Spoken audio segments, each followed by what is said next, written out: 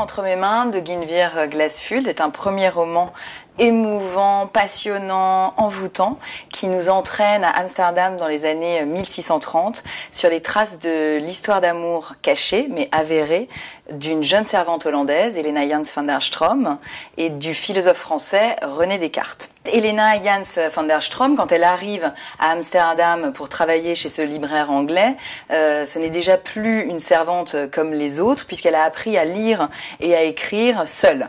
Ce qu'elle fait bien sûr en cachette, puisque c'est inimaginable pour une femme, a fortiori de son rang à l'époque.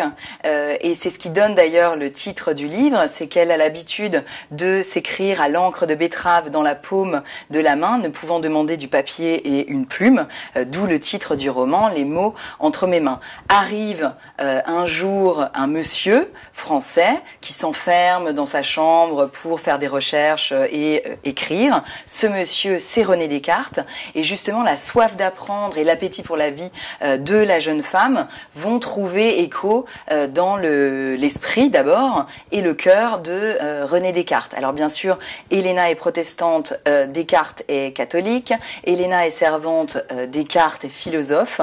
Quel peut bien être leur avenir dans ce XVIIe siècle où les savants sont sévèrement punis, où les femmes n'ont aucun droit?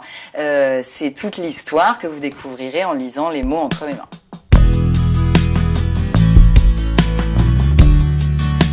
Guinevere Glassfield, effectivement, a fouillé dans la biographie et la correspondance de Descartes, qui s'est avéré à séjourner à Amsterdam en 1634 au 6 Westermarkt en face de la cathédrale Westerkerk où travaillait Helena Jansz van der Stroom.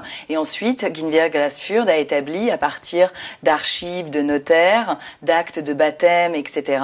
Les faits qui tissent la trame en fait de cette histoire étonnante.